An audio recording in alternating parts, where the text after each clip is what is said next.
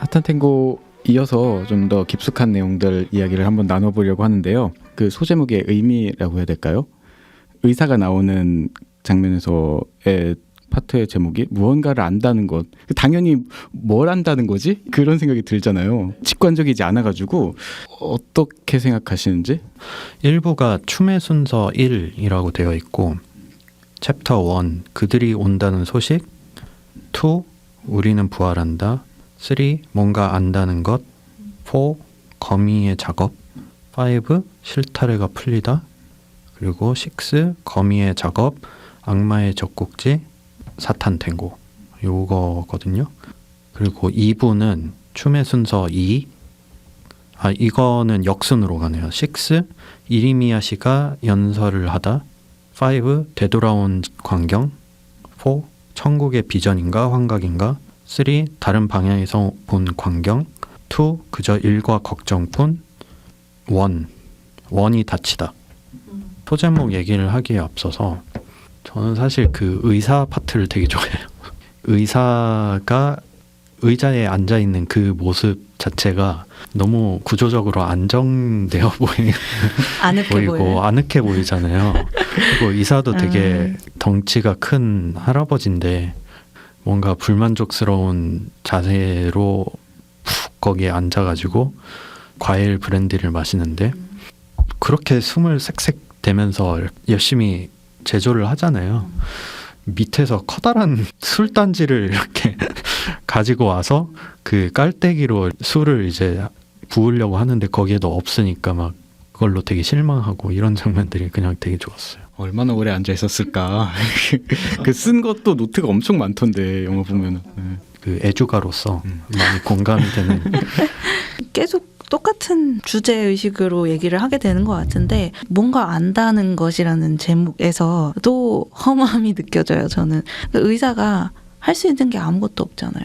작은 방 안에서 창문 하나를 통해서 마을 사람들을 다 알고 있다고 생각했겠죠. 심지어 에슈티케를 만난 장본인인데 자기가 야 좀 기다려봐 했는데 그 조그만한 애보다도 느려가지고 애기를 잡지 못하고 무슨 일인지도 듣지 못하고 그런 허무함을 이 의사가 제일 잘 드러내주는 게 아닌가. 나중에 원이 다치다 거기에서도 의사가 돌아왔는데 마을 사람들은 다 없잖아요 이미. 근데 있다고 생각하면서 막 이렇게 얘기하지 않나요? 다들 방에서 자고 있겠지. 뭐 집에서 이런, 두려워하고 있겠지. 두려워하고 있겠지. 뭐 이렇게 하고 있잖아요. 그러니까 지금 상황이 한번 벌어졌는데 그 정보에서 배제된 사람인 거잖아요. 그러니까 자기가 보고 있는 프레임 안에서만 알고 그 지식을 자기 것으로 생각을 하고 있으니까 우스꽝스럽죠.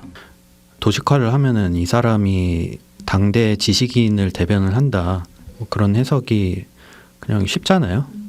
뭔가를 안다는 것의 소제목으로도 연동이 된다면은 이 사람이 마을 사람들과 이 실상에 대해서 잘 알고 있는 사람이다라는 거를 직접적으로 단서를 주는 건데 그 사람은 안다고 착각을 하는 거지 실상은 그렇지 않다라는 것이 마지막 챕터에서 드러나는 거고 이 사람은 전혀 이거를 제대로 보고 있지 않고 있다.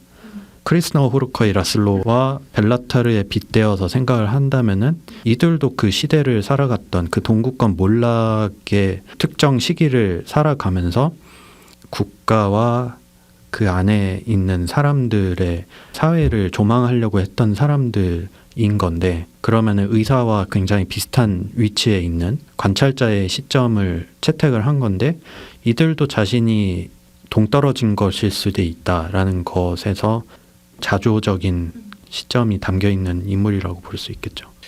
또 소제목들 중에서 이리미야 씨가 연설을 하다 이런 건 굉장히 직관적인 소제목인 것 같은데 그 다음 파트가 정면에서 본 풍경이라고 했는데 읽어주셨던 거는 되돌아본 광경? 그렇게 해석이 됐었나 봐요? 번역의 그렇네요. 차이인가 보네. 번역의 차이일 수도 있겠다. 되돌아본 광경? 이 챕터 5고 챕터 3가 다른 방향에서 본 광경이에요. 이거를 영화에서는 뭐지? 정면과 뒤편, 후면. 의도적인 거겠죠 당연히. 정면에서 본 그리고 뒤에서 본 광경. 그 이리마이 씨가 데리고 가자 했던 그 농장이 이름이 뭐였죠? 일마스 농장? 일마스 농장. 네. 정면에서 본 광경이 거기로 가는 챕터고 후면에서 본 광경이 그 안에서 사람들이 또 막 싸우다가 이리만 씨한테 환불 요청했는데 이리만 씨가 또 능구렁이처럼 하니까 거기에 홀리고 제 돈 받아주세요. 제발 제 돈 좀 가져가 주세요. 정면에서 봤다는 거는 그 후면을 모르는 상태였고 후면까지 봤을 때는 이 싸움과 환불 요청과 그런 것들이 있는 그런 거라고 연결이 될 수 있겠네요. 저는 그 앞과 뒤가 크게 다르지 않다고 느꼈는데 애슈티키의 죽음으로부터 그 약점을 잡혔기 때문에 그냥 믿는 것이 전부인 상태의 사람들과 이거 아닐 수도 있지 않나? 라는 의심을 갖게 된 사람들과 결국 이리미야 씨한테 휘둘리는 건 똑같잖아요. 그러니까 앞에서 보나 뒤에서 보나 이 사람들은 똑같다. 챕터의 제목은 뒷면의 광경이지만 관객들이 그러면 이 사람들이 이제 권리를 좀 되찾을까라는 기대를 또 잠깐 하지만 그것도 이제 무너지죠. 그러고 나서 이제 이 사람들을 각각 일할 수 있는 곳을 이렇게 퍼뜨려 놓는데 자본주의든 공산주의든 이 사람들은 결국 일을 하고 그 돈을 어디에 누구한테 삥 뜯기는지만 달라지는 거죠.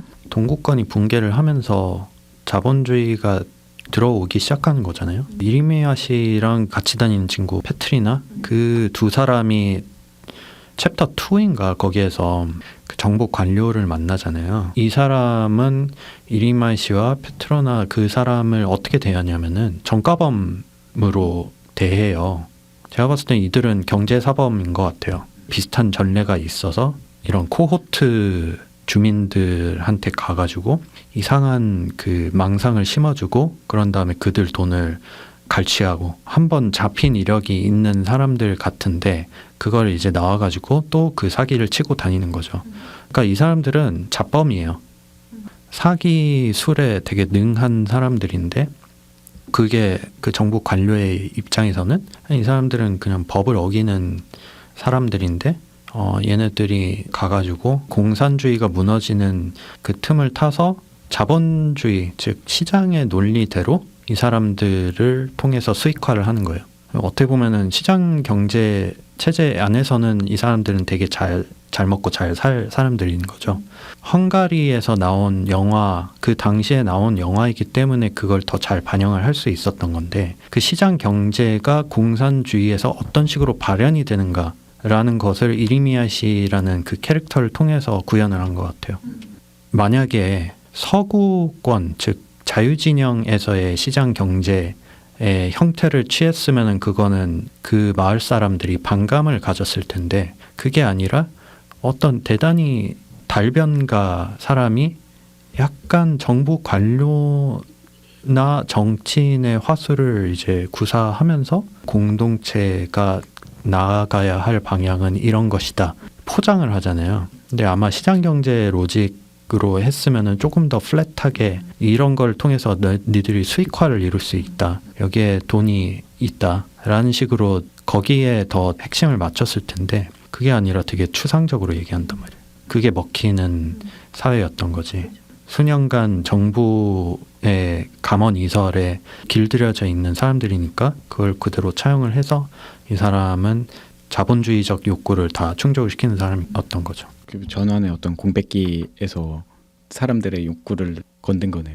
헝가리 역사를 제가 좀 훑어봤을 때 그 동유럽 나라 중에서 자본주의로의 전환을 되게 잘한 걸로 평가를 받더라고요. 서유럽 쪽에 문을 개방해가지고 공산주의 국가 중에서 제일 먼저 그거를 흡수를 했고 나중에 체제 전환될 때도 스무스하게 됐다라고 평가를 받음에도 불구하고 헝가리 사람들의 문화 속에서는 그게 불협화음을 일으킨다는 느낌이 있었던 것 같아요. 소장 그리고 이리미야 씨랑 마을 사람들의 수직적인 관계를 생각할 때 봉건주의적이라고 볼 수 있을 것 같아요. 공산주의적인 거라기보다는 위에서 질서를 하달하면은 따라서 굴러가는 그런 시스템을 따르고 있는데 이 사람들은 그런데 여기에 자본의 논리가 섞이면서 이 사람들의 돈이 이상한 곳으로 수탈되고 있는 거죠. 국가적인 차원에서 봤을 때도 문제고 말단에 있는 사람들한테도 고통을 주고 있고 그런 사회의 면을 담고 있긴 한 것 같아요. 사회상을 좀 지우려고 했지만 헝가리의 분위기 이런 게 많이 담겨져 있었다. 이 영화가 모호하게 처리하고 있고 정확하게 맥이 잡히지가 않아가지고 관료, 그 경찰서장은 이리미야 씨에게 그 마을 감시를 맡긴 건가요? 아니면은 공동체를 와해시키는 역할을 맡긴 건가요? 애초에 뭘 맡겼는지도 정확하게 극 중에서 잘 드러나지를 않잖아요. 벨라타르가 지금까지 해왔던 방식은 그걸 잘 안 주었을 것 같아요. 이게 웃긴 게 하나도 제대로 얘기해 주는 게 없어요. 다 모호하게 얘기를 해요. 뭔가 구체적으로 얘기하는 것 같지만 그 실상을 들여다보면은 아무런 의미를 담고 있지 않거든요. 예를 들어 경찰서장이 하는 얘기들도 굉장히 뜬구름 잡는 그런 얘기들을 주로 해요. 그거를 딱 지목을 시킬 수가 없다라는 것 같고 저는 대사를 다 적었거든요. 그래서 제가 이 대사를 적은 이유가 워낙 흐름이 너무 길어서 내가 1분 전에 들은 얘기를 기억을 못 하겠는 거예요. 2부의 그 경찰 말단 직원들이 이제 타이핑을 하면서 하는 게 이제 나무님의 모습이었군요. 중간에 밥도 먹고. 네. 그러니까 이렇게 안 하면은 이 사람이 무슨 말 하는지 모르겠다 싶어서 경찰이 뜬구름 잡는 소리를 하는 것 같다고 느낀 것도 아마 그런 이유에서일 거라고 생각이 들어요. 이게 너무 기니까 앞에서부터 무슨 얘기를 하고 있는 건지 하나도 이해를 못하는 그런 장면이었는데 제가 이걸 적어서 읽어보니까 소장이 하는 말은 너네는 법을 어겼다라는 건데 무슨 법인지 구체적으로는 말하지 않지만 일을 하지 않았다고 하거든요. 일을 하지 않았기 때문에 무자비한 놈들이다라고 하면서 비난을 하는 거죠. 공산주의 사회에서 자본주의로 넘어가면서 사람이 노동력을 통해서 기여를 하는 체제에서 자본이 돈을 벌게 하는 체제로 넘어가는 그 시점에서 이리미야 씨라는 캐릭터를 잘 설명하는 장면인 것 같아요. 그리고 이리미야 씨를 바라보는 정부의 시선이 잘 들어가 있죠. 너네는 일도 안 하면서 사람들 현혹시키면서 이 마을 저 마을 돌아다니면서 돈만 수거해가고 그런 짓을 하고 있는 거 아니야? 그렇기 때문에 너네는 부도덕하다라고 얘기를 하죠. 멀리 떨어져서 보면 자본주의에서 많이 일어나는 일이죠. 이리미야 씨 같은 사람들이 선동해서 그 돈을 가지고 실제로 그럴듯한 걸 만들어내기도 하고 그게 실패하면은 뭐 사기꾼이 되는 거고 이리미야 씨라는 캐릭터를 정부에서 바라보는 시선과 마을 사람들의 시선이 엇갈리는 거죠. 이 이리미야 씨라는 캐릭터가 자본주의를 그냥 의인화한 것처럼 보여지기도 하는 거죠. 노동력에 대한 대가를 제대로 받지 못하는 사람들 입장에서는 이리미야 씨가 대안책을 제시하는 것처럼 보여지죠. 만약에 그 경찰서장을 정부의 입장을 대변한다라고 봤을 때는 그게 좀 안 입고 올 수도 있어요. 실제로 공산주의의 근간은 재산의 사유화를 막고 그것을 공동체로 환원을 한다라는 게 기본의 전제로 깔려 있는 거고 러시아 혁명이 일어나고 나서도 제일 먼저 하는 게 이제 이 농장주들의 사유 재산을 사회로 환원을 하는 거잖아요. 그런 다음에 생성이 된 게 집단 농장, 즉 코호트인 거고 그거를 배경으로 하고 있는 게 장소적 배경이라면은 그것의 시간적 배경은 그게 끝물을 다 달았을 때 사람들이 어떻게 할 것이냐 이거를 보는 거거든요. 85년에 소설이 나왔고 94년에 영화가 나왔으니까 91년 기점으로 해서 공산권이 붕괴가 되고 러시아도 대통령제로 바뀌어요. 근데 그 전에 고르바초프가 개혁 개방을 하면서 자본을 받아들이는 시장 경제 체제를 받아들이는 방식으로 이 공산주의를 계속 만들어 갔고 이 이상적인 공산주의는 실현이 안 된다는 거를 아는 사람들은 다 알아요. 정부 관료들부터가 시장 경제를 받아들이는 과정에서 마오쩌둥이 그거를 수정주의라고 굉장히 맹렬하게 비난을 했는데 마오쩌둥의 정책들이 어떻게 실패했는지도 다 아는 거잖아요. 그러니까 공산주의에 대한 결론이 나 있는 지금 현재에서는 이게 인간의 본성하고는 호환이 되지 않는다라는 걸 모든 사람들이 상식으로 좀 깔고 있는 것 같아요. 그런데 그 세계관 안에서 계속 살고 있던 사람들, 집단 농장이라는 마이크로코즘 안에서 계속해서 생계를 꾸려내던 사람들은 이것밖에 방법을 모르니까 여기에 계속 집착을 하는데 이 생산성과 돌려 먹을 파이는 계속 줄어드는 상황에서 서로를 의심을 하고 경계를 하는 그런 상황, 그리고 계속해서 무력감으로 침잠하는 그런 상황 속에서 자본주의의 그 속삭임은 아주 달콤한 거죠. 이 영화 자체가 시대적인 시점을 딱 지정하고 있진 않지만은 헝가리 사회의 체제의 변환기에서 오는 문제의식들이 그대로 고스란히 담겨 있는 것 같기도 해요. 넘어갈 때의 정치적인 진공상태, 이념적인 진공상태 사이에서 느끼는 어떤 불안이나 염려 같은 것들이 집단주의 안에 바닥에 깔려 있을 거 아니에요. 그런 것들을 되게 절묘하게 그 이리미야 씨가 잘 갖고 놓은 것 같고, 그러면은 궁금한 거는 이리미야 씨는 경찰 관료 편인 건가요? 저는 경찰 관료를 우롱한 지점도 있지 않나 이런 생각도 들거든요. 마지막에 보고서 리포트를 하잖아요. 그거는 주민들에 대한 진짜 그 비난이라고 해야 사람의 되나? 속내를 되게 철저한 그런 안 좋은 말들이 쫙 이렇게 써 있는데, 사실 이거는 이리미야 씨의 마을 사람들에 대한 생각이기도 하면서 관료제에 대한 조롱처럼도 느껴졌거든요. 그런 보고서는 사실은 쓸 수가 없잖아요.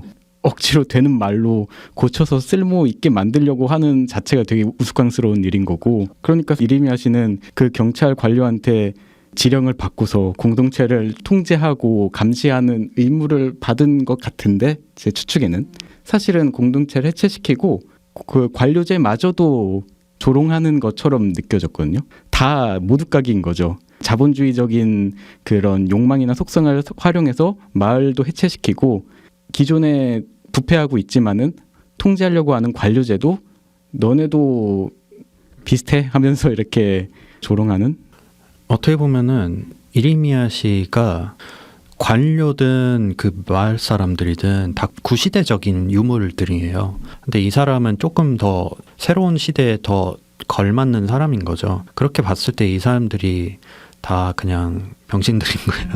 그거를 이제 찍어서 자기가 할 수 있는 선에서 이거를 조롱을 하는 그런 것으로 보여지더라고요. 직접적으로 사주를 받은 것 같지는 않고 실제로 정부가 이리미야 씨를 눈밖에 난 인물로 보고 있는 것도 맞는 것 같은데, 얘가 하는 행위들을 결국은 다시 얘가 변절을 해서 굽신굽신 할 수 있으면 얘의 행동까지도 받아들여주는 그 정부의 무능함을 보여주는 거죠.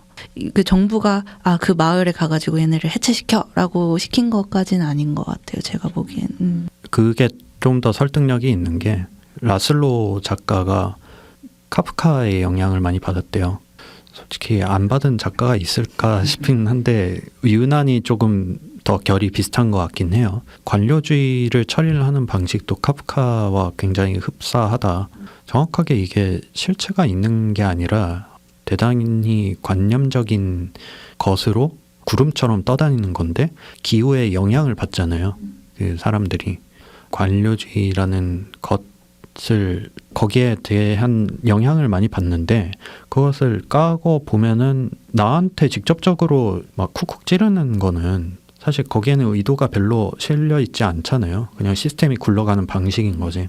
그래서 똑똑한 사람은 허점으로 파악을 하고 그거를 이제 허를 찔러가지고 자기의 이익을 챙기는 방향으로 그 생각을 해볼 수도 있죠. 카프카도 있지만은 사무엘 베케트 고도를 기다리며도 얘기도 많이 되는 것 같고, 실제로도 유사한 지점이 있는 게 거짓 선지자의 모티프가 또 관련이 있기도 하죠. 그 이리미야 씨라는 존재가 상징하는 바 마을 사람들에게 있어서 거짓 희망을 주는 존재로서의 지점에서 고도를 기다리며도 많이 떠오르긴 했었어요. 자본주의에 대해서 그런 생각이 들어요. 사람들이 결국은 일을 해야 되잖아요. 다들 일을 하기 싫죠. 근데 일을 하게 하려면 돈이 없어야 돼요. 이리미야 씨는 그 작업을 한 것 같아요. 이 사람들의 돈을 뺏어서 일터로 다 각각 흩뿌려놨잖아요. 결국은 정부가 좋아할 만한 일을 한 거죠. 어쩌면 공산주의적이게 일을 노동을 하게 하는 거라고 볼 수도 있지만 이 사람들이 생산을 할 수밖에 없는 처지로 밀어넣은 것이기 때문에 공산주의냐 자본주의냐가 완전히 딱 구분되지 않고 긴밀하게 연결이 되어 있다는 느낌을 받죠. 그런 식으로 공산주의가 계속 체제를 조금씩 변경을 해갔어요. 생으로 공산주의를 구현할 수는 없겠다라고 했을 때 자본을 조금씩 끌어들이는데 얘네가 체제를 완전히 뒤흔들어서는 안 돼. 작동할 수 있는 범위를 딱 국한시켜서 너는 여기까지야 라고 해놓고 되게 애매한 동거를 하는 거예요. 그런 것을 표현한 거라면은 비유를 찰떡같이 한 게 아닌가. 만약에 이리미야 씨가 등장하지 않았다면은 온다는 소식을 듣기 전에 돈을 가지고 튀려고 했었잖아요. 세 명이 나눠 갖자 이렇게 된 거였죠. 그러니까 애초에 공동 소유로 해서 그거를 가지고서 도망치고 공동체가 와야 될 상황이었잖아요. 그러니까 이리미야 씨가 등장하면서 각자 흩어지긴 했지만은 공동체의 일원으로서 기능할 수 있게끔 환원하는 역할을 한 거니까 만약에 등장하지 않았다면은 와야 되고 가지고 범죄가 있고 뭐 이렇게 했었겠죠. 그거에 대한 징후를 관료들도 알고 있었겠죠. 좀 부패하고 누군가는 가지고서 튀겠다 이런 생각을 했기 때문에 이리미야 씨가 보내지게 된 거일 수도 있고. 이 마을이 아니고 다른 마을에서도 이런 일이 일어났을 수도 있고 정부가 모르고 있었다고 하면은 그것도 말이 안 되긴 하죠. 맥락이 모호한 부분들을 다 짚고 싶긴 하거든요. 굉장히 거슬렸던 부분이 이리미야 씨가 폭약을 구입을 하잖아요. 그거는 왜 구매를 한 건지 마을 사람들을 만나러 가기 전이죠. 어디서 모이자 하기 전에 그쵸. 모여서 만나기 전에 네네네. 새로운 농장으로 마을 사람들이 떠나고 왜 이리미야 씨가 등장하지 않지? 하고서 그 다음 파트에서 이리미야 씨 일당이 어디 술집 이런 데를 갔는데 그 무기 매매사한테 폭약을 구입한다고 하고 그리고서 뭐 자는 장면으로 했다가 그 다음 파트로 넘어가면 이제 그거잖아요. 왜 폭약을 구입했을까? 그게 영화 자체가 제대로 설명을 하고 있진 않지만은 너무 찝찝했거든요. 제가 챗GPT한테 물어보니까 찝찝이야. 네, 폭약은 허위의 권위와 기만을 상징하는 도구예요. 뭐 이런 식으로 권력자처럼 보이려는 시도라고 하네요. 근데 그의 목적은 뭐하고 실체가 없어요. 그렇게 엮어볼 수도 있을 것 같아요. 그러니까 자본주의에서 그 군비 경쟁이라든지 그런 측면을 떠올리게 하긴 하거든요. 그 돈을 가지고 뭘 할 거냐, 이리미야 씨는. 고기 먹고 따뜻한 수프를 그 마을 사람들이랑 다르게 좀 맛있는 걸 먹고 그 다음에 할 일은 폭약을 사는 건 거죠. 그러니까 그런 식으로 도식화를 해보자면 그렇게 연결도 시킬 수 있을 것 같기는 해요. 근데 그 폭약을 어디에 쓸 것이냐 하는 거는 쓰려면 많은 데 쓸 수 있지 않을까요? 버려진 데다가 폭약 한번 터뜨리고 새로 뭐 짓고 뭐 구체적으로 어떻게 쓰는지는 영화에 안 나오지만 폭약이라는 것의 역사를 생각해 보면은 자본을 가지고 있는 사람들이 무기를 가지는 거는 당연한 수순처럼 흘러가잖아요. 그러니까 자본가의 최종 진화 형태는 정치가가잖아요. 그럴 수밖에 없는 것 같아요. 돈이 엄청 많아지면은 그것이 줄 수 있는 권력의 한계가 느껴지기 마련이거든요. 그 더 많은 권력을 추구하기 위해서 사고의 흐름이 그렇게 되는 것 같아요. 힘이죠. 네. 권력이. 그거를 폭약이라는 그 장치가 제대로 포착을 했느냐라고 했을 때 저는 그렇지는 않은 것 같고 적절한 비유라고는 생각이 안 되고 맥은 없는 것 같아요. 권력이라는 측면에서 공감이 되긴 하네요. 증오라는 영화 있잖아요. 저기 프랑스 영화 중에 맞아요. 마티우 카소비츠. 네. 뱅상 카셀이 총을 줬거든요. 아무것도 없는 청년인데 이 총을 주었다는 거 하나만으로 권력에 취해가지고 나는 힘이 엄청 센 사람. 짱세다. 그러면서 막 허세 부리면서 다니는 그런 영화거든요. 총 한 자루가 내가 엄청 특별한 사람이고 내가 엄청난 권력이 있고 아무도 나를 함부로 못하고 하는 거에 대한 그 뽕에 차오르게 되는 뭐 이런 거 있는 거잖아요. 그러니까 자기를 보호할 수 있는 수단이니까. 총은 아니지만 이 폭약을 구매한다는 게 어쩌면은 그런 권력의 상징일 수도 있고 공산 체제가 무너지고 자본주의로 넘어가면은 내가 나를 보호해야 되는 거잖아요. 내가 힘을 길러야 되는 개인이 주체적으로. 그래서 나의 힘 상징으로서 폭약을 산 것 같기도 하고 그러네요. 맞는 것 같아요. 아까 소장이랑 이리미야 씨가 초반에 나누던 대화의 끝을 보면 너네는 법을 지켜야 돼 라고 말을 하는데 이리미야 씨랑 페트리나가 저는 소장님을 존중해요 라고 대답을 했더니 소장님이 내가 아니라 법을 존중하라고 했더니 또 이리미야 씨가 소장님이 법이잖아요 이렇게 얘기를 한단 말이에요. 그러니까 거기서 권력관계는 기존의 권력관계죠. 공산주의든 봉건주의적이든 그 체제 안에서의 윗사람을 따라야 되는 그 시스템 안에 있었다면은 이 사람의 권력을 돈을 통해서 자기가 권력을 갖고 있겠다라는 의지를 갖는다면 폭약으로서 자기 힘을 더 키우고 싶다는 욕심을 가질 법하다는 생각이 드네요. 그러니까 뭐 소제목 얘기를 했었는데 거미 얘기를 좀 하고 싶거든요. 이 거미의 실체가 정확히 뭔지 이리미야 씨가 거미인가? 이렇게 생각이 일단 직관적으로는 그렇게 들긴 하거든요.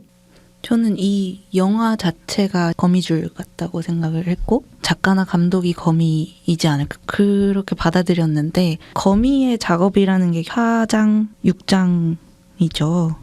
이때가 첫 번째 날에 마을 사람들의 시점에서 각각 보여주는 장면들이 나왔던 챕터인데 이 마을 사람들의 고유한 사건이 있다고 그 사람들은 그렇게 느끼겠죠? 근데 그거를 모아놓고 봤더니 거미줄처럼 다 연결이 되어 있더라라는 거를 미미한 사람들의 엮여져 있는 관계 이런 얘기를 하고 싶었던 것 같아요. 저는 덫에 걸렸다 뭐 이런 말 하잖아요. 거미줄에 걸린 거를 뭔가에 이 사람들이 빠진 것처럼 그러니까 사탄의 계략에 걸린 것처럼 막 느껴졌거든요. 그런 이미지도 있네요. 그래서 이리미야 씨가 그런 실체인 건가? 표면상으로는 그렇게 보이니까. 그러니까 이리미야 씨가 그 사람들의 각각의 서사에 다 개입하지는 않는데 또 그 이리미야 씨의 함정이라고 보면 연결이 되기도 하네요. 영화에서 대사가 이런 식으로 나와요. 거미가 계속 밤새도록 거미줄을 치다가 이것을 하나로 묶어주는 천상의 실이 나온다. 그게 거미줄들을 다 하나로 수렴시켜주는 역할을 하는 결정적인 게 하나가 나온다. 이런 식의 나레이션이 나오거든요. 거미줄은 어차피 쳐지기 마련이에요. 계속 방치되어 있는 것은 거기에 거미줄이 쳐지기 마련이고 근데 그 거미줄이 쳐져 있는 것에서 기회를 포착하는 사람은 누구인가? 그러면 그 사람이 그 거미줄에 걸려있는 먹잇감들을 다 독식을 하겠죠. 확 잡아 끄는 사람을 이리미야 씨를 예고를 한 것처럼도 느껴지고 근데 그 이리미야 씨라는 그 사람에 대해서 저는 영화가 아주 막 신적으로 표현했다고 생각하진 않아요. 이 사람도 되게 속물적인 인간의 한계성을 계속해서 보여주는 게 그런 경찰서장과의 그런 역학관계. 처음 등장할 때 그 다른 층에서 기다리고 있었잖아요. 맞아요. 1층에서 가만히 앉아있는데 내려와서 글을 못 읽냐면서 1층이 아니잖아 이러잖아요. 맞아요. 예를 들어서 노인을 위한 나라는 없다 하면은 거기에는 분명히 신적으로 느껴지는 캐릭터가 나오는데 그렇다면 이 사람도 결국에는 누군가의 하수인 건데 누구로 지칭을 해야 될까라고 할 때 유치하지만 이게 사탄의 작업이다 라고 한다면은 그렇게 의미를 획득하는 게 좀 멋있긴 하죠. 이리미야 씨도 신적인 존재로서 내려온 게 아니라 누군가는 속이고 누군가는 속고 그런 반복되는 순환 안에 같이 갇혀있는 사람인 그렇죠. 거죠. 워낙 하향 평준화가 되어 있으니까 이 사람이 낭중지추처럼 보이는 건데 더 거대한 구조에서 보면은 이 사람도 결국에는 이 일원 중에 한 사람이고 별거 아닌 사람이고 이 체제와 비로한 현실과 헝가리를 벗어나지 못하는 그런 인물인 거니까 한참 이리미야 씨가 걸어가는 것도 많이 찍잖아요. 진짜로 이리미야 씨가 가지고 있는 신적인 존재로서의 그걸 풍기려면은 이리미야 씨가 걷는 장면들은 안 들어. 차를 타고 오든 그래야죠. 차를 타겠죠. 순간 이동을 한다 그러면. 맞아요. 축지법을 사용해서 갈지자로. 네. 혹시 얘기가 못 나올까봐 두 개를 꼭 언급을 남은 시간 동안 했으면 하는데 하나는 에시티케, 하나는 그 탱고. 제가 막 방금 SDK 얘기를 해볼까 했었는데 SDK 아까 뭐 죽음에 대한 이야기는 했었는데 실타래가 풀리다 거기서 처음 등장을 하죠. SDK의 오빠죠 샤니랑 같이 돈나무를 심고서 SDK가 그 집 밖에서 그 집에 들어오는 사람들을 이렇게 지켜보고 막 이러다가 창고 같은 데 들어가가지고 고양이를 막 이렇게 고문하는 장면이 나오고 나중에 쥐약까지 먹이게 되는 뭐 이런 장면들로 이어지는데 그 파트가 전체 서사에 있어서는 좀 동떨어져 보이죠. 의사가 동떨어져 보이는 서사의 맥락이 있고 그리고 SDK가 좀 동떨어져 있는데 주된 서자는 이리미야 씨와 공동체 사람들의 관계이고 SDK가 서사에서 벗어나 있음에도 불구하고 중요한 지점으로 러닝타임을 할애해서 들어간 이유 혹은 이 서사가 내포하고 있는 바가 어떤 거라고 생각하시는지? 내리갈굼이잖아요. 단순하게 그 행복한 라짜로에서 그런 대사가 있잖아요. 나는 마을 사람들을 착취하고 마을 사람들은 라짜로를 착취하지. 근데 딱 그렇게 되어 있거든요. 구도가. 이리미야 씨가 마을 사람들을 착취하는데 비슷하게 SDK 오빠 샤니가 SDK한테 돈나무라는 허상을 이제 심어줘가지고 사기치잖아요. 그래서 돈을 이제 빼돌리는 건데 그게 이제 마을 사람들이랑 똑같이 겹쳐 보이는 거예요. SDK는 그러면 어딘가 가서 풀어야 될 텐데 그게 이제 고양이인 거죠. 얘가 고양이랑 5분 가까이 씨름을 하면서 걔한테 쥐약도 먹이고 그런 폭력성이 과연 어디서 기원했을까라고 했을 때 그게 다 매듭은 안 지어져 있지만 그런 내리갈굼의 구조로 인한 것이라고 지목을 하는 걸 수도 있죠. 그러니까 이런 부분은 하얀 리본이랑 또 겹치는 부분이기도 해요. 어린 아이들 하면 순수함으로 많이 생각을 하는데 어린 아이한테도 폭력과 착취의 구조가 여전히 잔존해 있고 그러니까 빈곤하잖아요. 가족이. 언니들은 매춘하고 있고 엄마도 정황상 그런 약간 배제된 인물같이 느껴지긴 하죠. SDK가 밖에 앉아 있잖아요. 멀리 바라보는데 집으로 남자가 이렇게 들어가잖아요. 그렇게 그냥 생계를 유지하는 것처럼 생각을 했거든요. 너는 여기 앉아 있어. 집 밖에 앉아 있으라고 하잖아요. 그런 와중에 오빠는 좀 똑똑한 그런 사람처럼 보이니까 얘는 이제 이리미야 씨한테 붙어먹는 거죠. 결국은 SDK가 비참한 현실을 버텨서 더 나이가 들면은 그 마을 사람들 이상의 사람이 될 수는 없잖아요. 이 현실의 비극적임을 가장 크게 느낄 사람일 것 같아요. 그리고 TMI인데 고양이 장면을 찍을 때 동물 학대다 이런 얘기가 있었는데 이제 감독이 너무 억울하다라고 하면서 이제 고양이를 데리고 구르는 연습을 몇 달 동안 했다고 하더라고요. 몇 달 동안 괴롭힌 거네. 아니 근데 그 고양이가 편안하게 느낄 수 있을 때까지 해가지고, 그러니까 고양이 오버 액션을 한 거고. 그럼 고양이 입장도 들어봐야 돼요. 아 그렇죠. 그리고 그 고양이가 내는 소리나 이런 거는 딴 데서 인터넷에서 다운받은 소리인데 고양이는 뭐 한 번도 내지 않았다라고 하네요. 좀 불편하긴 하더라고요. 보기 힘들죠. 뭐 그거를 노린 거겠죠. 뭐 논란이 생길만 한 것 같긴 해요. 벨라타르 감독 입장에서는 좋아할 일 아닌가요? 이만큼 뭐 현실적으로 느껴졌다는 거니까. 맞아요. 이제 SDK가 밖에서 마을 사람들이 탱고 춤추는 거를 지켜보기도 하고 그리고 의사도 밖에를 지켜보잖아요. 제가 의사하고 SDK를 연결 짓는 것은 두 사람이 이제 공동체에서 가장 벗어나 있는 사람이고 벗어나 있는 사람이 약한 사람이 지켜본다는 측면이 되게 흥미로웠거든요. 공동체에서 새로운 곳으로 희망을 가지고 떠날 때 의사 얘기를 하잖아요. 의사 선생 혼자 있는데 어떡하냐. 괜찮아 뭐 버려두고 가 뭐 이런 식으로 얘기를 하잖아요. 버려줘도 되는 존재처럼 여겨지는 거죠. 보통 어딘가를 응시하고 바라보는 거 시선의 주체는 힘과 권력이 있는 주체로서 여겨지는 경우가 많은데 사탄 탱고 이 세계 안에서는 이상하게 바라보고 관찰하는 대상이 언제나 무기력하고 약한 대상으로 상정이 되는 것 같아서 응시한다는 것, 바라본다는 것 그리고 바라본다는 게 창문을 통해서 바라본다는 것 그 사이에 가림막이 있다는 것도 되게 의미심장하고 그 응시의 테마를 좀 얘기해보고 싶었거든요. 벨라타르의 특징이라고 생각을 해요. 다른 영화에도 항상 나오거든요.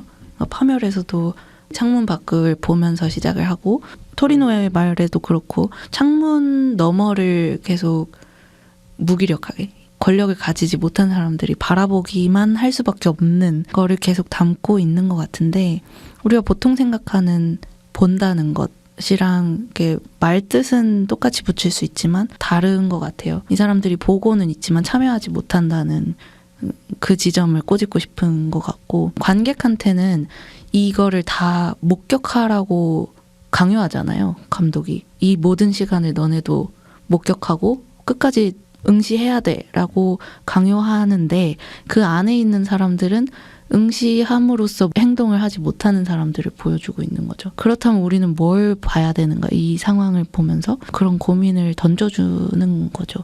보는 사람들을 그리고 있긴 한데 아까도 잠깐 얘기했지만 의사가 이 마을 사람들을 잘 무언가를 알고 있는가 하면 아니잖아요. 애슈티케도 이 사람들이 왜 자기를 괴롭히는가, 이 사람들 왜 이렇게 비극적인 마을인가를 모르잖아요. 그냥 되게 한정적인 시야만은 가지고 있는 거란 말이에요. 그런 사람들을 이제 또 보여주는 거죠. 그렇죠. 그 창문이라는 그 프레임에 한계 갇혀 있는 느낌. 네, 그렇죠, 그렇죠. 에슈티케가 마을 사람들을 바라보는 그 장면에 있어서는 이게 전혀 권력 구조가 아까 말씀하셨던 그 바라보는 자한테 있지 않고 성냥팔이 소녀처럼 이렇게 보잖아요. 그 마을 사람들이 안에서 춤판을 벌이는 그 모습을 어떻게 보면은 그 응시라는 것은 구원의 요청인 건데 그것을 계속 받지 못하고 있는 그 상황으로도 저는 느껴져요. 이 사람들이 제대로 보지 못하는 것에 더해서 왜 이렇게 집요하게 그걸 응시를 할까라고 하면은 이 안에도 뭔가 내가 닻을 내릴 만한 게 있지 않을까 해서 계속 찾아보는데 그게 없는 거죠. 탱고 장면 같은 경우에도 그냥 저는 거기에서 그 꼬마 애가 사람들이 그 춤판을 벌이는 그 모습을 보고 어떤 느낌을 가졌을까라고 하면은 환멸에 가까운 감정이지 않았을까라는 생각. 그렇게 좀 처리가 된 것도 같고 예를 들어서 그 춤에 대해서 벨라타르가 인식하는 게 잘 드러나는 게 베크마이스터 하모니즈에서 오프닝 씬에 천체를 사람들로 각각 너는 태양이고 너는 지구고 너는 달이야 막 이런 식으로 이제 막 세팅을 하잖아요. 그런 식으로 이제 전체를 오케스트레이션 하는데 그 사람들은 다 그냥 주정뱅이거든요. 벨루스카 딴에는 굉장히 자기가 어떤 고차원적인 작업을 했다고 생각을 하는데 실상은 그냥 다 술에 취한 취객들이 아무런 의미 없는 춤을 추는 그런 장면이거든요. 그렇게 봤을 때 핫한 탱고에서의 탱고도 결국 그런 그냥 난장판 자체를 보여준 거고 이 인물들의 한심함을 그냥 그 장면에 10분 동안에 걸쳐서 어떤 사람은 뭐 빵을 이마에 갖다 붙이고 어떤 사람은 계속 막 이상한 말 짓거리고 그런 것들 보여주고 있는 건데 거기에 관찰자를 또 하나 넣어가지고 한심함을 강화시키는 거죠.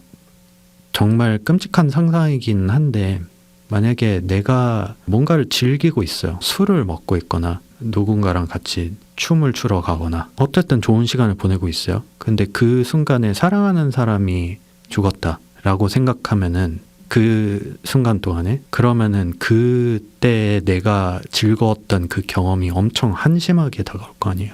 그런 효과를 좀 노린 것 그것도 같게 생각이 들어요. 마을 사람들이 그 친구를 지키지 못했던 그 시기에 그들은 뭐 하고 있었는가? 한심하게 놀고 있었다. 이런 그 알리바이가 생성이 되는 거잖아요. 그래서 영어의 그 유명한 표현 중에 아이를 키우는 것도 마을 하나가 동원이 되고 아이를 죽이는 것도 마찬가지다. 이런 표현이 있거든요. 그런 것들을 단적으로 보여주는 대목으로서 작동을 하는 것 같아요. 심지어 그렇게 즐겁지도 않았을 거예요.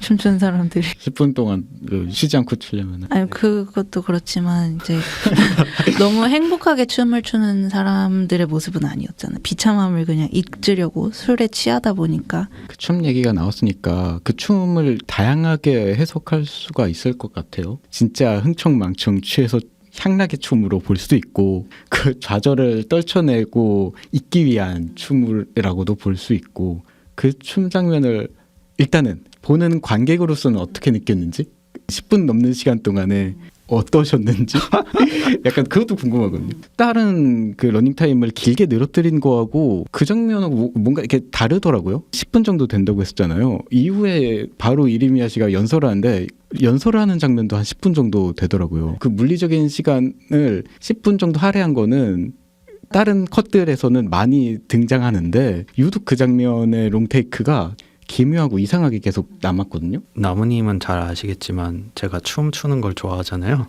아 그래요? 갑자기 생각났어요. 네.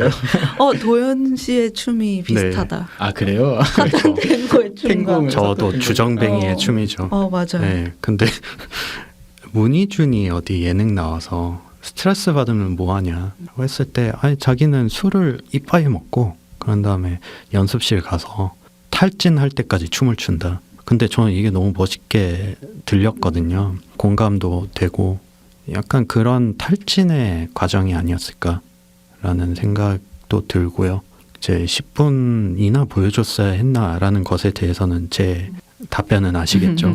네, 근데 그거를 떠나서 그냥 어떤 감정인지는 알 것 같아요. 현실이 기가 막히게 힘들면은 그걸 떨쳐내려고 하는데 그게 가장 직관적인 형태로 나오는 게 춤추는 거죠.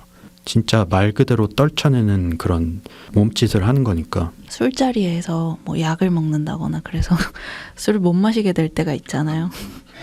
그때 보는 풍경이랑 크게 다르지 않았다. 네. 그러니까 저 사람들 취했으니까 그러려니 하지만 안 취한 사람 입장에서는 했던 얘기 또 하고 했던 춤 또 추고 한심해 보이죠.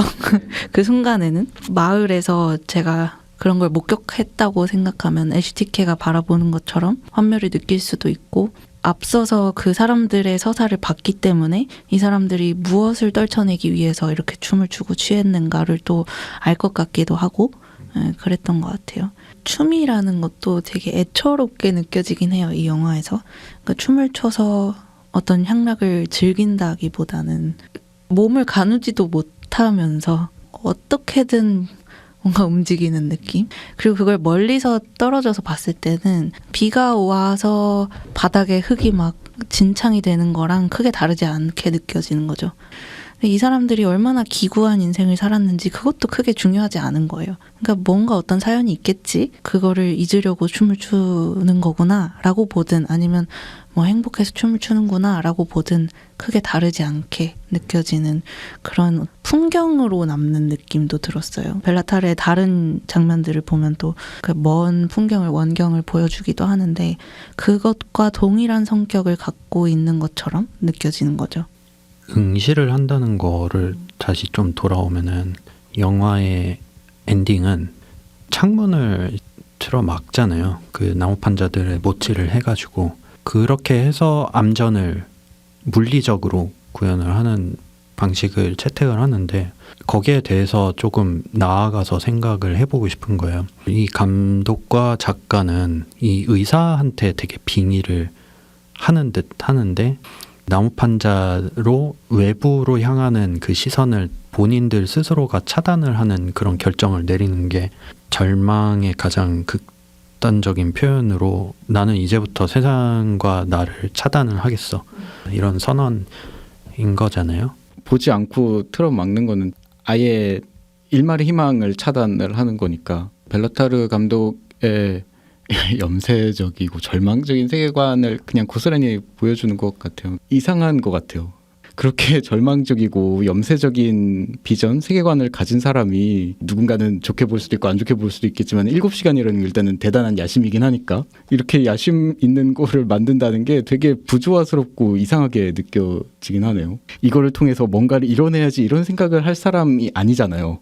남들한테 영향을 주려고 만든 것 같지는 않고 맨 처음에 얘기했지만 수련 같은 느낌이 많이 들어요. 저는 HTK의 죽음이나 의사가 창문을 닫는 것이나 결국은 똑같죠. 자기를 고립시키고 차단시키는 것인데 그게 하네케랑도 되게 연결이 되는 게 7번째 대륙인가요? 거기 보면은 이제 가족이 이제 자살하는 장면으로 끝이 나는데 그런 맥락이죠. 동일한 주제라고 생각해요. 이 사회가 어떻게 흘러가고 이런 거를 쭉 훑어봤는데 나랑 별로 큰 상관이 없는 것 같아. 뭐 응시를 하고 바라보고 알려고 노력하고 해봤자 크게 달라지는 게 없는 것 같아 라는 결론인 거죠. 그런 면에서 타르코프스키랑 완전히 다른 거죠. 이런 비참함 속에서 난 여기까지다. 나의 한계를 짓는 거라고 볼 수도 있고. 만약에 타르코프스키 영화라면은 딱 가렸을 때 갑자기 그 틈새에서 이렇게 빛이 한 줄기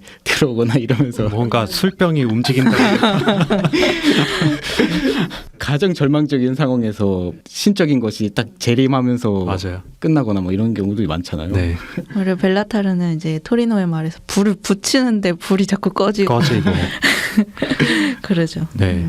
그 아까 동민님이 얘기를 해주셨던 것 같아요. 이 사람은 되게 진지한 사람이다. 그게 되게 언밸런스한다고 저는 느껴요. 이런 것이 일종의 수련이라면은 저는 7시간은 아니다. 7시간까지 갈 필요는 없었다라고 여전히 입장을 견지를 해요. 자, 여기서 던지고 싶은 거는 저희가 거의 지금 한 3시간 반 이 영화에 대해서 깊숙이 얘기를 했는데 그럼에도 이 영화는 7시간에 합당한 내용을 가지고 있는가? 요거는 한번 얘기를 하고 싶고 거기에 대해서 결을 입히고 싶은 거는 이 감독이 대단히 진지한 사람이라는 거. 요거를 같이 생각을 해보고 싶거든요. 7시간이 어쨌든 이 영화에 정당했다고 여전히 보시나요? 네, 저는 7시간이 아니어도 괜찮겠죠. 누군가는 2시간짜리로 이 영화를 걸작으로 만들었을 수도 있고 근데 적어도 벨라타르 감독한테는 이 7시간이 옳았다고 생각을 하는 거고 미학적으로 선택을 한 거고 그랬을 때 우리에게 7시간으로서 최종적으로 온 거에 대해서는 누군가는 동의할 수 있고 누군가는 동의 못 하겠죠. 저는 그래도 동의하는 편. 분배가 잘 된 것 같아요. 동의하시는 분 그리고 부분적인 동의인가요 저는? 부분 동의라고 할 수 부분 동의. 있을 것 같고 저는 비동의. 의견이 갈리는 거는 전 좋은 현상이라고 여전히 보여지는데 일반적으로는 이 의사 양반한테 감독을 대입시키는 게 맞겠죠. 이 사람이 결국 무기력하게 자기 고립을 선택을 하는 식으로 자살하는 그런 결말에 벨라타르는 본인이 그런 포지션이라고 스스로 생각할 것 같아요. 저는 그게 착각인 것 같아요. 저는 이 사람하고 가장 똑같은 인물은 이리미야시 같아요. 한 3시간짜리 영화가 나왔다. 그러면 괜찮아요. 그러니까 이리미야시가 했던 것처럼 이 영화를 읽는 것보다 훨씬 더 크게 부풀린 저는 벨라타르가 그걸 했다고 보고 내 피 같은 시간을 삥 뜯어갔다 이런 거. 그렇죠. 여전히 그 문제의식을 가지고 있어요. 그거는 7시간짜리 얘기는 아니었다고 봅니다. 그런 생각이 드는 것 같아요. 그 소설에서 문체 같은 거 있잖아요. 이 문체가 작가의 고유의 그 것으로서 만들어지는 거잖아요. 지금까지 이 작가가 뭘 보고 뭘 먹고 어떤 생활을 해왔고 그런 것들의 집정물의 결과로서 문체가 만들어지는 것처럼 영화의 숏, 리듬 이런 것이 감각적이고 직관적인 영역이라는 생각을 하거든요. 지금까지 벨라타르 감독이 어떤 삶을 살았는지 모르겠지만은 살면서 봐왔던 뭐 영화도 있을 거고 먹었던 것, 생활했던 것, 생각했던 것들의 집정물이 이 샷의 리듬과 감각을 만들었다고도 생각을 하거든요. 이 샷에 5분이나 돼야 되는 이유는 이 사람이 내재적인 감각이 그렇게 만들어졌기 때문이라는 생각이 들어요. 6분이어도 되고 4분이어도 되고 뭐 이러는데 그냥 자기가 감각적으로 느꼈을 때 이 정도 시간까지가 자기한테 맞는 거인 거죠. 벨라타르한테. 생체 시계가 다르다. 인지하는 시간 감각이 좀 달랐다. 밥도 되게 느리게 드세요.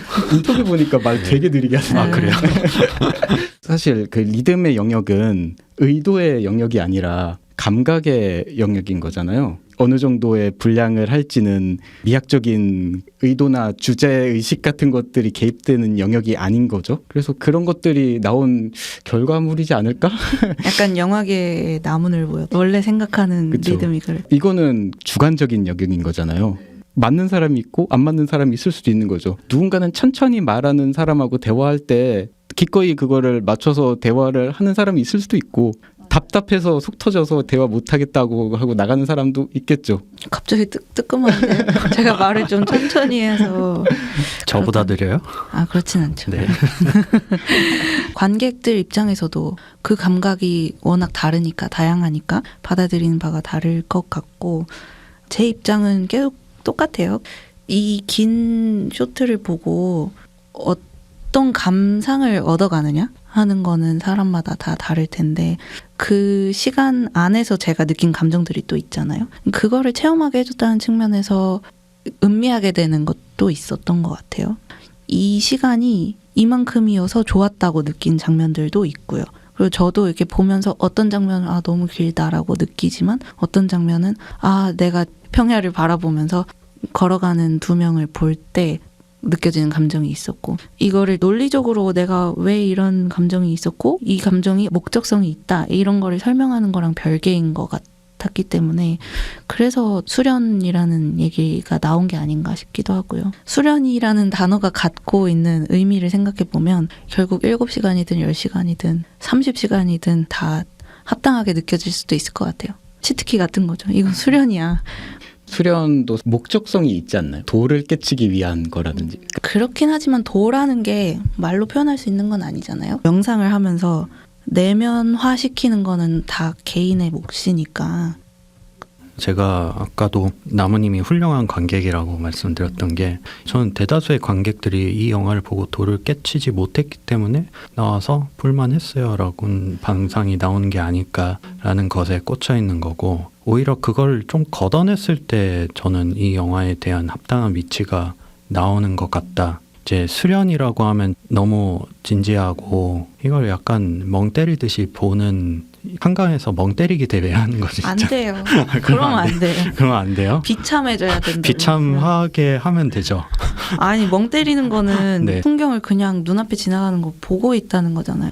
집중해서 보는 게 아니잖아요. 거기에 대해서 계속 그 생각해야 사유를 해야 되는 된다.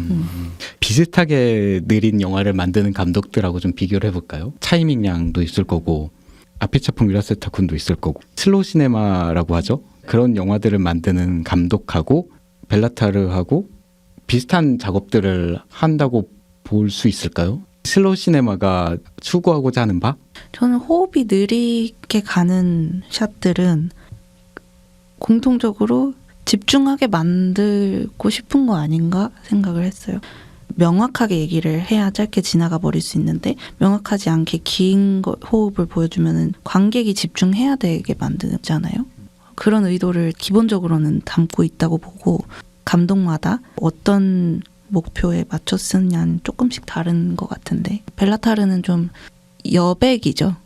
진짜 말 그대로 죽은 장면들인 거고 떠오른 감독이 라브 디아즈였거든요. 그 사람 더하죠. 13시간짜리 영화 만들고 그러는데 부국제 때 판토스미아라고 5시간짜리 영화를 봤거든요. 그거를 또 동민님한테 그때 제가 엄청 추천을 했죠. 열광적으로 추천을 드렸었잖아요. 그 사람하고 벨라타르가 다르다고 생각을 했던 지점은 그 사람은 5시간을 꽉 채우더라고요. 벨라타르는 그거를 듬성듬성 비워놨고 거기에서 제 평가가 갈리는 거예요. 그릇을 세팅을 해서 이게 5시간짜리 그릇이다 라고 했을 때 이걸 다 채우는 사람과 그렇지 않은 사람은 다르게 점수를 줘야 된다고 보거든요. 그릇을 마련하는 것도 뭐 능력일 수도 있겠지만 결국 셰프한테 저희가 기대를 하는 거는 그 안에 요리를 얼마나 맛있고 많이 이제 줄 것인가 그거를 이제 바라는 거고 벨라타르에 대한 착시는 그릇이 큰 것으로 인해서 기대치가 많이 높아졌는데 그게 안 채워지는 부분이 있어요. 근데 그거를 기대치로 채워요. 사람들이. 기대치 자체로 만족되는 기대치가 있어요.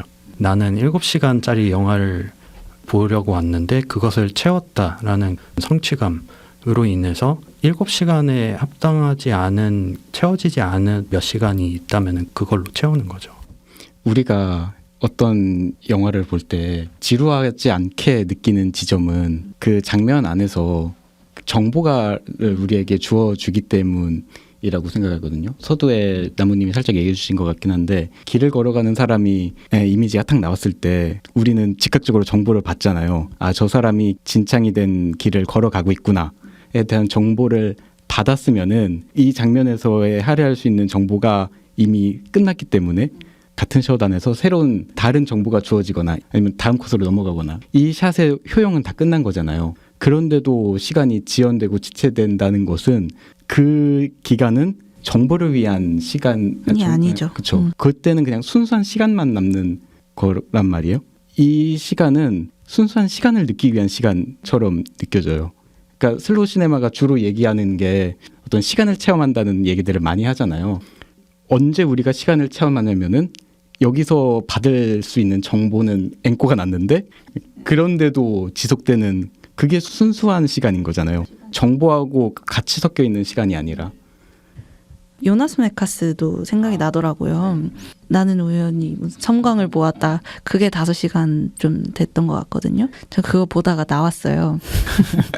근데 5시간을 5점이었잖아요. 좋아했어요. 네. 다 안 봐도 될 것 같다는 생각이 들었어요. 왜냐하면 안 봤지만은 다 안 봤지만 무슨 말을 하려는지 정확히 알겠다. 3시간은 봤는데 제 기억에 나랑 상관없는 사람이잖아요. 요나스 메커스는 그 사람의 홈비디오처럼 짧게 찍은 일상들을 보여주는 거고 섬광이라고 표현하는 순간들을 모아놨다. 인간의 삶이 이런 것들로 채워져 있고 뭐 여러 가지 나레이션들이 나오는데 그거랑 이 영화랑 또 다른 거죠. 계속 그 영화는 장면이 바뀌거든요.